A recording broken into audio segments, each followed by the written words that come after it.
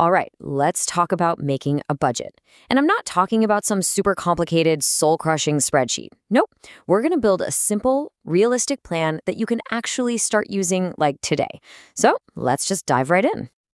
And I really mean that. The goal here isn't to create some perfect, color-coded masterpiece that takes all weekend to figure out.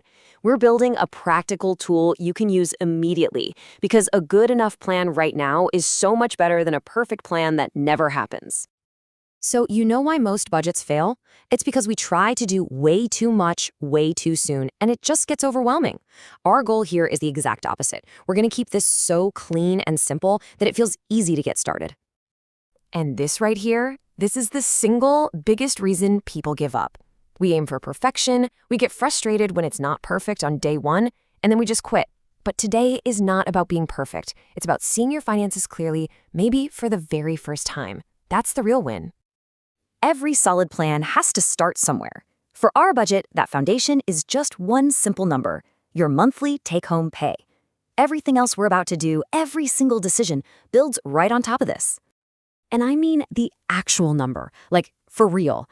Go pull up your last pay stub or log into your bank account.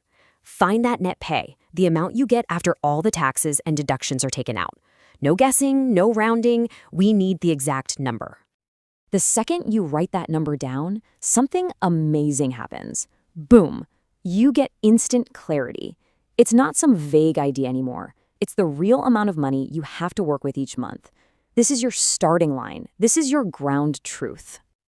Okay, we've got our starting number. So what do we do with it? How do we give it a purpose? Well, we're going to use a really simple but incredibly powerful framework to get us started. It's called the 50-30-20 blueprint.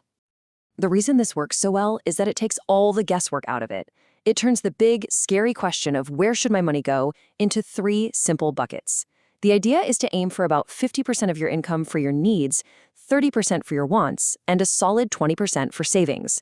It's just a fantastic starting point.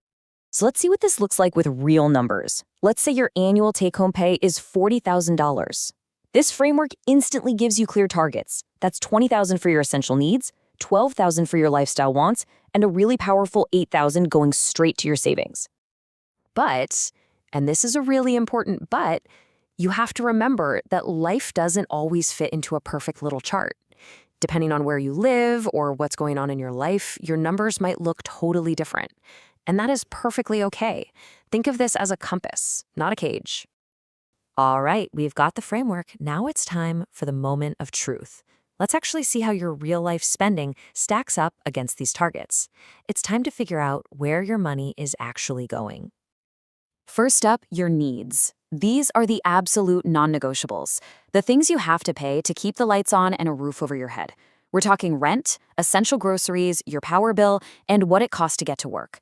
Be honest and write down what these things actually cost. Next up, wants. This is all the good stuff, right? The things that make life more enjoyable but aren't, essential for survival. That daily coffee, weekend plans, subscriptions, all that fun stuff. Now listen, wants are not the enemy, but this category is where you have the most power to make adjustments. And finally, savings. Let's totally reframe this. Savings is not what's left over at the end of the month. It's not optional. This is you paying your future self first. This is building an emergency fund so you can sleep at night, planning for a trip, or saving for any other big goal. Even a small amount here builds incredible confidence. So you've done the work. You've got your income, you listed your spending, and now you're just staring at this first draft. And this is the exact moment where most people get discouraged and just give up. But I want you to see this completely differently. You're looking at your numbers, right? And maybe they don't line up with 50-30-20 at all. Maybe your wants category is way bigger than you thought. Maybe the whole thing just feels messy. Does that sound about right? Yeah, that's okay. In fact, that's totally normal. Your first budget is never going to be perfect. It's not even supposed to be. The power of this first draft isn't in its perfection. The power is in its honesty. For maybe the first time ever, you have a written plan that shows you the unvarnished truth of where your money is going. This document is your map, and you can't get where you want to go if you don't know where you're starting from. So let's just do a quick recap of what you just did. You found your real income. You used the 50-30-20 idea as a guide. You listed your actual spending. And now you have your first draft. That is a powerful starting point, and it's a huge win. Now that you've got this foundation, next time, we're going to go hunting. We're going to find all those sneaky, invisible money leaks that can totally wreck a budget without you even noticing. We'll find all the quiet little places your money is draining away so you can plug those holes for good. And hey, if you want to see how the complete pro budgeting template works and how to use it properly, you gotta click the link in the description. The full walkthrough is totally free to watch, and it shows you the exact system thousands of people use to really manage their money. Seriously, go check it out.